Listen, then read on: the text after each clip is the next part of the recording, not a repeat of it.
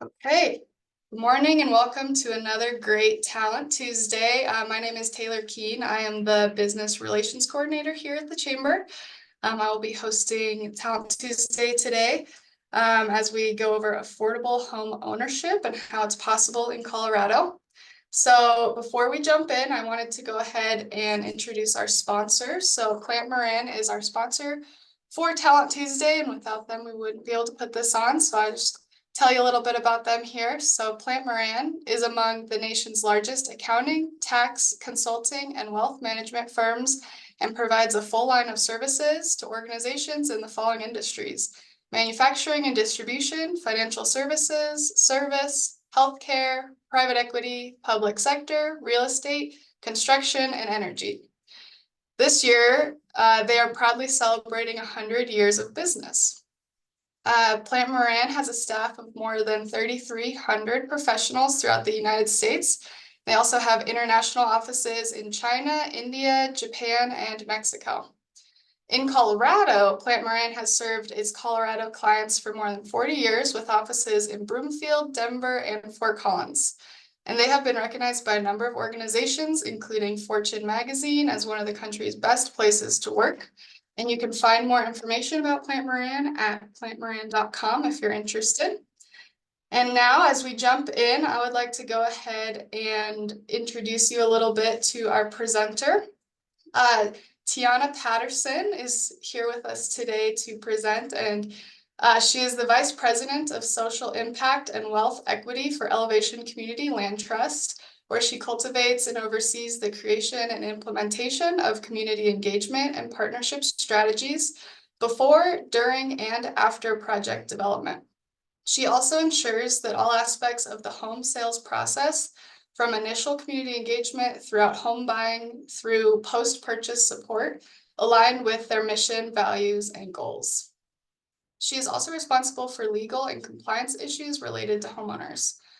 Previously, Tiana was the Public Partnerships and Legal Director for Elevation's Community Land Trust. She also served as State and Local Policy Director for Enterprise Community Partners in Denver, Colorado.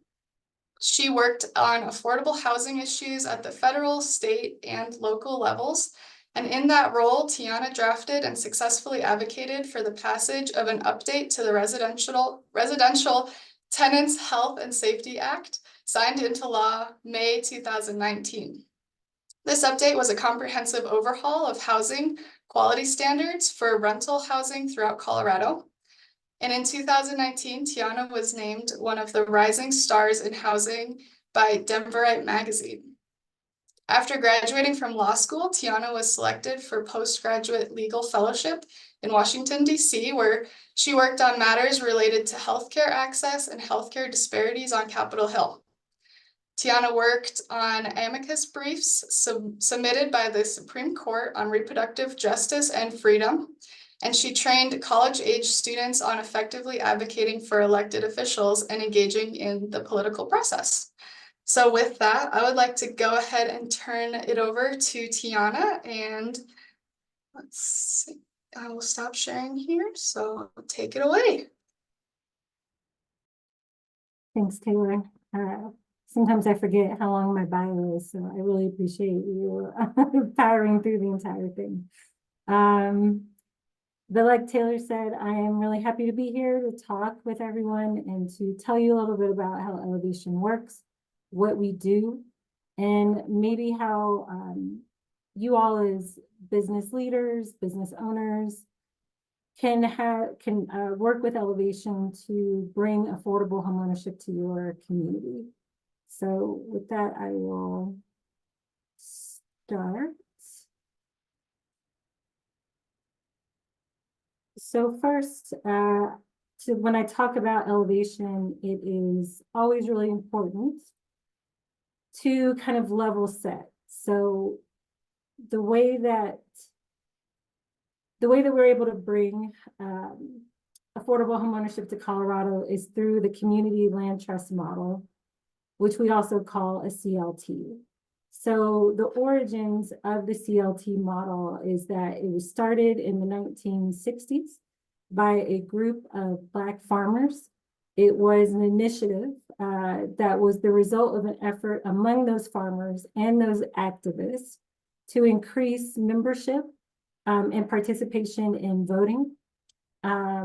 They were able to purchase homes below market price and then share the land underneath each of the homes. So the way the CLT model is in practice, it's a bit transformed from the 1960s, but it still has those central tenets of we are trying to bring affordable housing to Colorado, to communities that have been underserved in our communities. And so we create permanent affordability. And we also talk about the CLT model being a stepping stone to market rate home ownership, if that's something that someone desires. And that's really due to the model itself. So when I talk about a CLT, I really, I want to emphasize that it may not be right for all folks, but that it could be right for those who wouldn't otherwise have an ability to step into homeownership, but for the CLT model. So in practice, we have homes in our portfolio. When we go to sell them, we separate the ownership of the land from the underlying improvements. So the homeowner owns the land, owns the home. We as a CLT own the land and we hold it in, we steward it and hold it in a trust for 99 years at least. So it is permanently affordable because the way that this split works is that the land and the home are tied together through a 99-year ground lease. And that ground lease has certain restrictions on it, resale restrictions, meaning that a person who goes to sell their home, a CLT home, agrees to take 25% of the appreciation that has been gained over time, and the remaining 75% stays in the home. So when we initially purchase a home, we, as a private organization, often partner with municipalities like the city of Fort Collins to bring the price of the home down to something that is affordable to someone who makes less than 80% of the area median income. And I have a slide later that shows what 80% of the area median income in Fort Collins is. But it's a one-time investment. So because you do that initial investment into that home, we can then keep it affordable through that 99-year ground lease and that resale restriction for at least 99 years. It's actually a renewable land lease, so it could be up to 198 years of permanent affordability. Meaning that unlike deed restrictions, which typically expire, and then so whoever the last buyer is under that deed restriction, they are then able to sell their home on the market, and it's pretty much gone after that because it would be too expensive for a municipality to recapture that home. So instead of that, with the land lease and with the resale restriction, you're putting in that initial investment. The buyer is agreeing to take that 25% of the appreciation, and then that home, and each buyer is agreeing to take 25% of the appreciation. And so it stays permanently affordable over time. What that looks like in practice, and I'm going to use whole numbers because it's easier, is say a person bought a home for $200,000.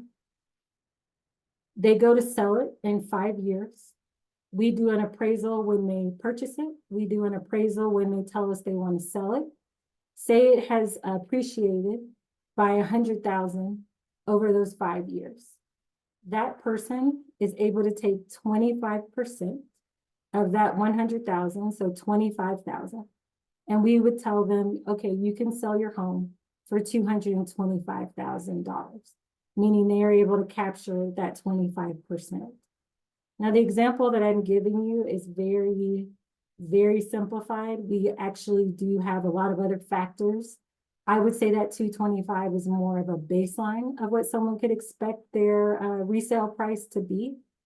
But it is the central tenet of the model is that you capture a little bit, the remainder stays in the home, not in the land trust. We don't hold that 75, it stays in the home so that the next person who makes less than 80% of the area median income can afford that home, and so on and so forth. So this model is actually quite utilized across the United States. Like I said, it started in the 1960s, but we really had a lot of growth in the 1990s. There are over 200 CLTs nationwide. We all follow the basic model that I mentioned in my previous slide about the 25%. Some have a lower equity share than us. I believe Elevation, we offer the highest equity share. Most allow folks to take 10 to 12% out once they go to resale. We really want folks to have that equity, that step towards equity, that step towards really having some generational wealth and stability. So we actually do that 25%. But it is used nationwide. It's not a new model, but it is something that more and more folks are utilizing in order to get more folks into homeownership.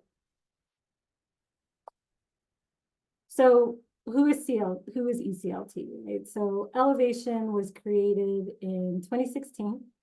We were created by a group of funders who came together, including Colorado Health Foundation, Gary Community Investments, the Bohemian Foundation, the Gates Family Foundation, Maha United Way, and a few others. And they really came together because they saw that there was a real lack of affordable homeownership opportunities in Colorado. So they initially seeded Elevation in 2017 with $24 million to start our land trust. That $24 million was actually meant to cover half of the costs. So as I mentioned before, we work with municipalities. We are a public-private partnership. So for example, Elevation subsidy is $50,000 is what we will put into a home. Typically, our municipal partners will match that and put in an additional 50, because back in 2017, 100,000 is about what we needed to bring a home to a price that was affordable to someone who makes 80% or less of the area median income. Now that's a little bit higher, particularly in the more popular metro areas, but we don't go into communities unless we are invited. Our model doesn't work unless we have municipal partners willing to invest in this model. And so we have been able to take that initial capital and really transform it into a significant number of homes in our portfolio. So we were given the capital. We started to get staffed up in 2018. We had a full staff in 2019, and that's also when we sold our first home in Aurora. And as of 2023, we have over 500 homes in our pipeline. Our goal is to have around 1,100 homes in our pipeline or in our land trust by 2027, which would make us one of the largest land trusts in the country and the largest one in Colorado. So as I said,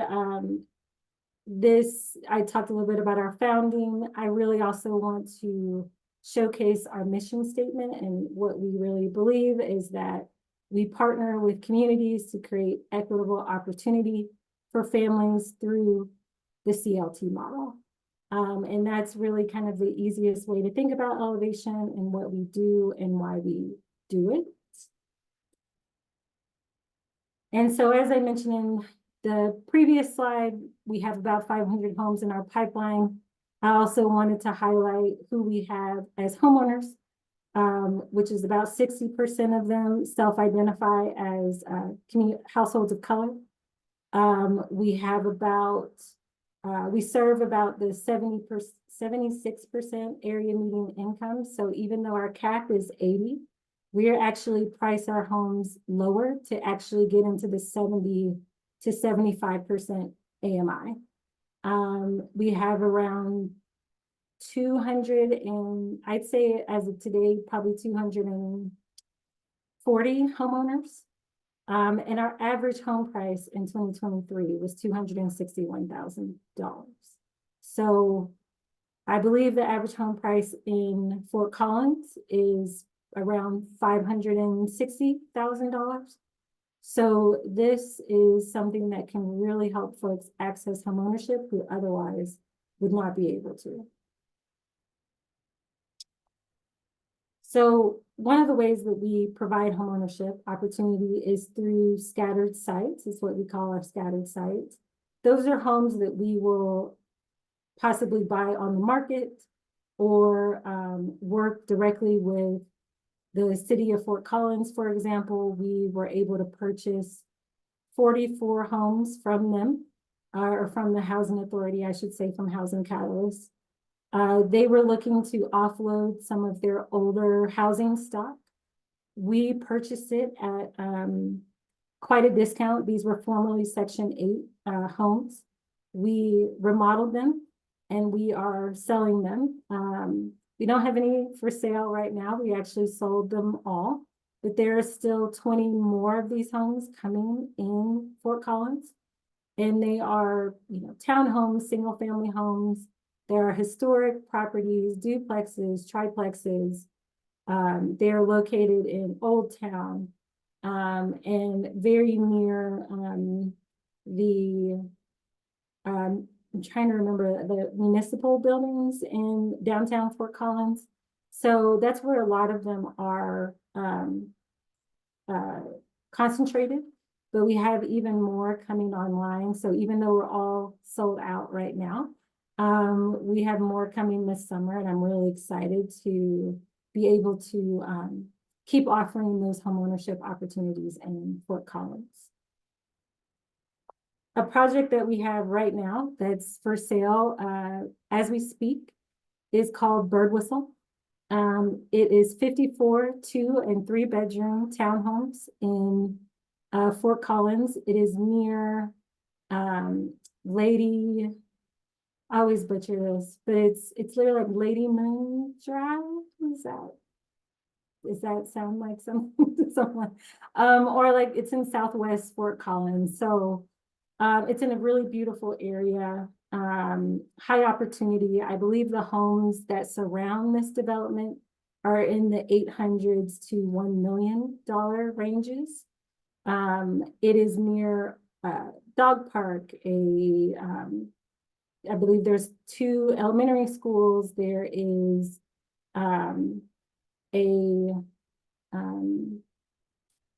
there is just another large park, and it's near shopping and libraries, and it's close to the highway.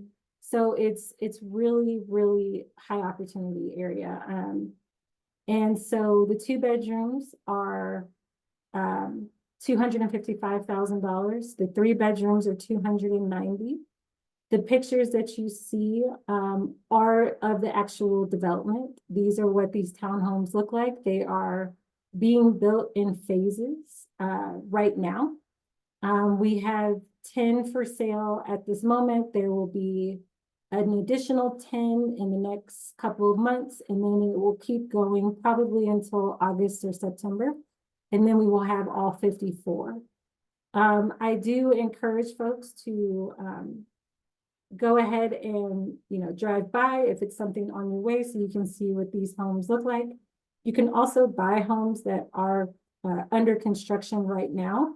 You don't have to wait until they are fully constructed. So each of these homes comes with $10,000 in AHP. AHP is limited to first-time homebuyers, but it is a down payment assistance program. It is a grant. It has a retention requirement that if you have to stay in the home for 5 years, and then it will be forgiven. There's also DPA or down payment assistance that is specific to Larimer County that is also available for these homes. It is through IDF, and it is $25,000, and IDF is Impact Development Fund. It is $25,000 in down payment assistance. This is a loan, but for those who make less than 80% of the area median income, there is no monthly payment, and the interest rate is 0 or 0.5, something very low, and it does not have to be paid back until sale or transfer. So that's something that could really help folks who might struggle to meet these home prices be able to get into these homes. And then we also have built in an interest rate buy down or an IRBD into these townhomes. So for the 2-bedroom, we can offer up to $6,300.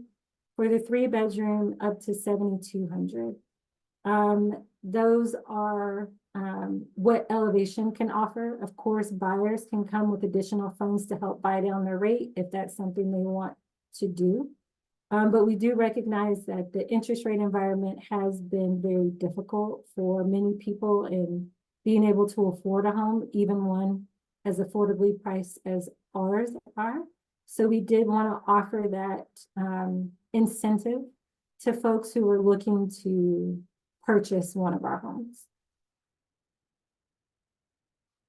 So how do you become an Elevation homeowner? I like to lead with the good stuff, and then I'm going to talk a little bit about the requirements to get into our program. So Elevation is in the CLT model, as I said, we have an income limit of about 80% of the area median income. You can see on the chart that right now that means for a household of 1, that's 63,000. For a household of 2, 72, and then it goes up. It differs by region, but this is the one, these numbers are accurate for Fort Collins. I will also say that HUD releases new income limits every year. They have released them for 2024, but we have to go through some compliance pieces before we can release them. So even if you make more than what is listed here, you can always check in with us to see if you would make the 2024 limits, because I believe these incomes went up by about 5% across the board. So we are holding on to people's applications if they are over the 2023, but we know they're under 2024s. We're not rejecting them from our program. We are holding on to them until we can start using the 2024 income limits. So what we do is we encourage folks to go to our website. Everything, all of these slides about the steps to homeownership are on our website. You go to our website, you determine your household size, which is, adding up the number of people that would live in your home at least 50% of the time who are 18 or over. You can also include children, but either way, you want to make sure that you're talking about folks that will live with you at least 50% of the time. If you are under these income limits, that could be your first step of saying, okay, maybe this program could work for me. The next step is that you take an ECLT online orientation. It is offered in English and Spanish. It is a requirement to apply for our program. Obviously, I did a very quick overview of what a CLT is at the beginning of this, but we do need our home buyers to understand kind of the ins and outs of the land lease. So this orientation was really focused on each section of our land lease and the requirements and the responsibilities between the homeowner and ECLT. So once you take this, you'll get a certificate of having completed it. That is what you'll need to submit along with your application. The next step is to take a CHAFA home buying course. So that is a home buyer education course where they go over everything from how to get qualified for a mortgage to how to do maintenance on your home. It's about a 6-hour, 1-day course. It's free if you take it in person. It is $75 per person if you take it online. You would go to chafa.com to find out more, but they offer these classes across the state almost every weekend. And I do know that Neighbor to Neighbor up there in Fort Collins hosts these classes. So that's another opportunity for someone to go and take this course in person. And it's a really it's a really important requirement for us because it really talks about homeownership generally. That is another course where you would get a certificate once you completed it. And you would also need that certificate to submit with your application. So the next step is the speak with an ECLT participating lender. So again, because the CLT model is very unique and we are separating the land from the improvements, we have to work with particular lenders who understand our model and who have been certified through Fannie Mae to be a CLT lender. We have about 13 lenders in Colorado. And I think maybe we'll have up to 15 by the end of the summer. And it ranges from PNC Bank, Huntington, First Bank. We work with Cornerstone and others. So, and IDF actually is one of those lenders. So that same group that can offer that $25,000 in down payment assistance, you can also qualify for a mortgage with that lender. So it's really, really important to utilize one of our lenders. If you have a lender that wants to become a participating lender, our applications for that are currently closed until 2025. So I would encourage someone to use the lenders that are listed on our website. Some of them offer I-10 loans, which is for folks who are undocumented. Many of them offer different languages, and many of them have different down payment assistance programs available. And so that is something that you want to have that pre-approval letter. That is another requirement of ours, that you apply for a mortgage and we find out what you can be approved for. And you also need to have that when you go to submit your application. And then finally, the last part is actually applying to our program, right? So you go, again, on our website, everything that I have listed is on our website. You would take the pre-screener. The pre-screener goes through, it's just an initial, what's your income, what's your household size, and that way we can approximate whether or not you should start an ECLT application. If you disagree with it saying it doesn't look like you would qualify for this program at this time, you can always reach out to my team and we will see what we can do to help you continue through the process. It is a $25 non-refundable application fee for applying to our program. As I said, we also require you to have done the orientation, the HUD homebuyer education, and have a pre-approval letter when you start the ECLT application. Once you start the application, it will take between 4 to 6 weeks to get fully approved with our program. And that 4 to 6 week timeline is really dependent on the applicant, because we need updated W-2s and 1099s and all those things that people have. If you have child support payments, we need proof of that.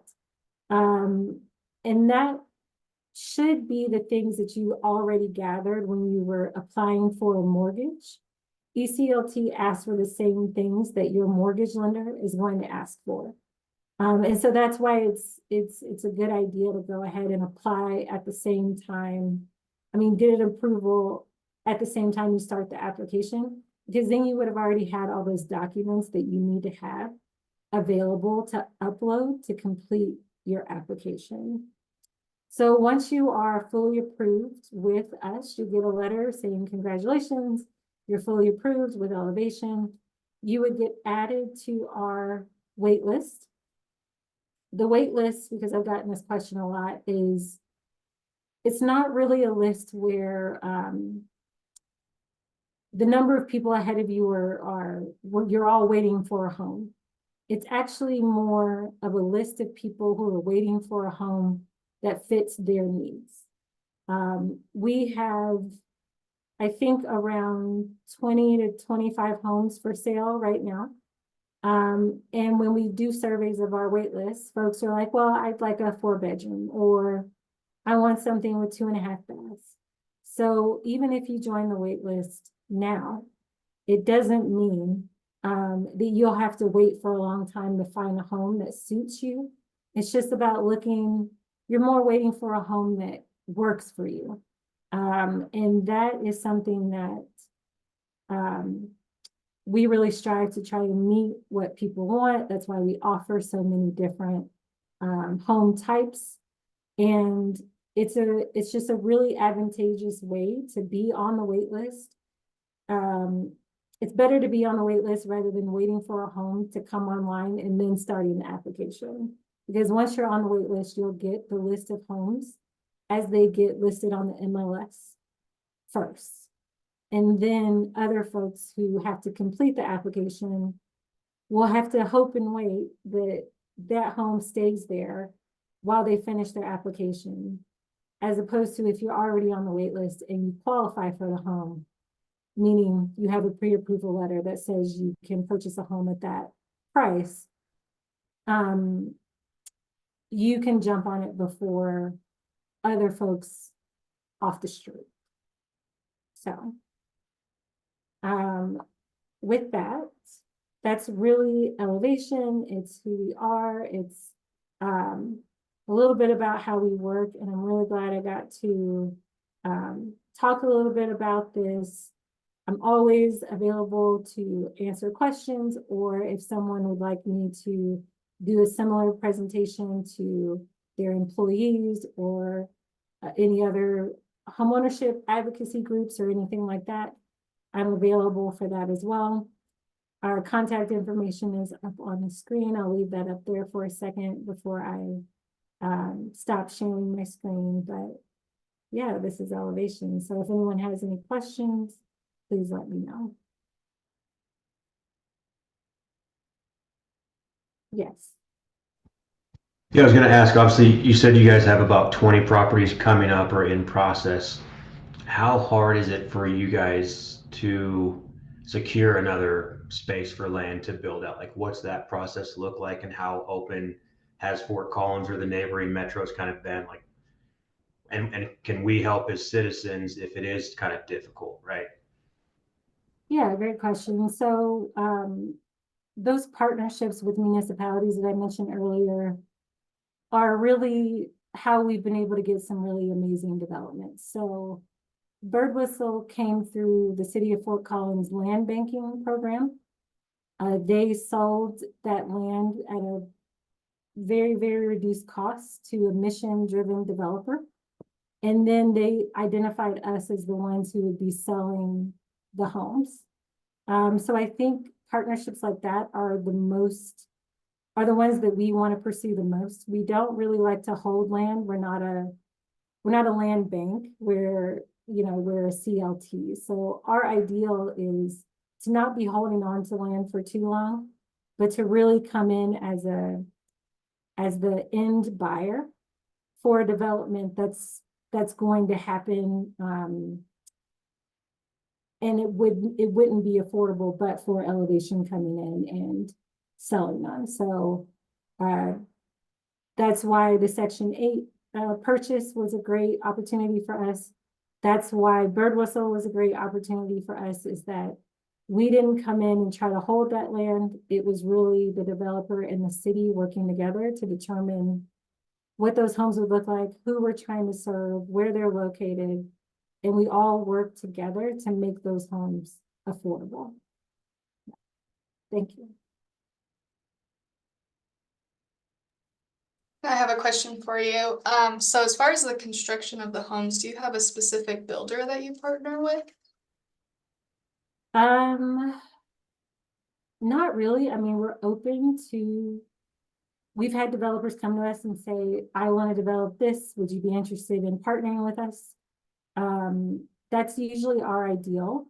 We do have a couple builders we've worked with down in Denver, both mission driven. But it's really more of like, what is the opportunity presented to us? And does that person and does that entity have a history of building quality homes in, wherever they're based? Because, for example, Bird Whistle is with a developer we've never worked with before called TWG. And TWG is actually based out of Indiana, and they wanted to do their first affordable homeownership project in Colorado. And so they reached out to the city, and then the city reached out to us, and then that's how that came about. So the city did a lot of that vetting for us of TWG. But they've turned out to be a great partner. So it's really about if there's something that someone wants to do, it's worth reaching out to us and figuring out if we can be a part of it. Because another part of how we like to work is with newer developers, right? And developers of color, women developers who might not have that capital stack behind them that other larger developers have. So if we can work with a smaller group and help them with, the entitlement process, the zoning process, helping them secure construction financing, because, for example, that's probably one of the biggest hurdles is securing that construction financing.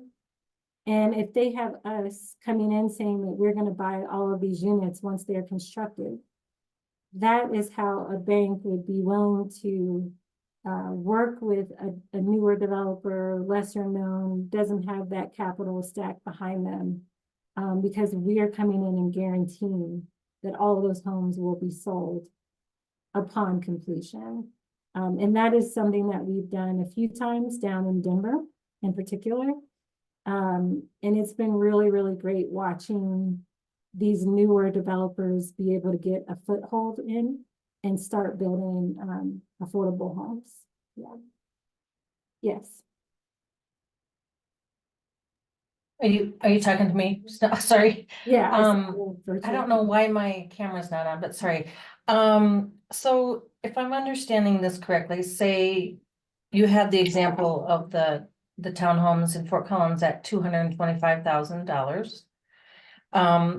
First of all, do you know a ballpark of what a payment on something like that would be? I don't off the top of my head. Okay.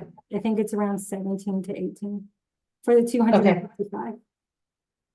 Okay, and then so they buy in at $225,000. They have to live there for 5 years, and that down payment program would be forgiven if they needed to use that. So then is the property, if they decided after 5 years they were going to sell it, is it sold at a fair market value and then they get 25% of the sales at the fair market value, or is it another prorated at for somebody who is at 80% of the median income? So it's more like it's an appraisal to appraisal based formula. So the price of the home is $255,000. They we do an appraisal, right? Say it actually appreciates for $300,000. And they're buying it for $255,000. When they want to go sell it 5 years later, and it has appreciated by $100,000, so it was valued at $300,000, it's now valued at $400,000 5 years later. They get 25% of that appraisal to appraisal increase in value. So it's not as simple as a fair market value or a market value. We do take that into account, but it is that number, along with other formulas, is how we determine their maximum resale price. So that $25,000 that they are able to capture, we would tell them, you can sell your home for $280,000. That's the maximum price you can sell it for. They would be taking, that would be the $255,000 plus the $25,000 would be their maximum resale value. And that would be to keep it affordable to someone under the 80% area median income. So and that's why it's really important that folks have the orientation with us, because I know what I just said isn't necessarily the most straightforward way to talk about selling your home or understanding the resale price. Right. But we do when someone wants to sell a home with us, we actually send them the formula, and we're like, you bought the home for this, it appreciated for this, the 25% amount is this, and we include realtor's fees and all of that, and then we tell them what their maximum resale price is. So they can't sell the home for more than that number that we provide them. They could certainly sell it for less if they wanted. But we are very transparent about how we come to all of those calculations. But it's more complex than what your typical kind of, I get my home appraised and I'm going to sell it for, the maximum amount I can. It's a little bit different because we are trying to keep those homes affordable, not only for the first person who buys it, but for every single person after them. Yeah, great. That makes sense. Thank you so much. Yeah.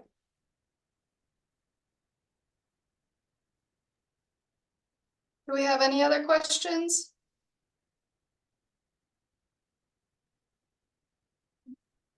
All right, last call. Okay, well, Tiana, thank you so much for presenting this to us today. That was so educational. Appreciate all the great work that you're doing in the community to keep housing affordable. You see the contact information here, so if you have any questions that come up, definitely contact Tiana and see if, all that good stuff. So I want to thank you all for joining us today, and hope you can join us next week for our next Talent Tuesday. It'll be Tuesday, the 28th from 11 to 12. So thanks so much, and everybody have a good one. Thank you, everyone.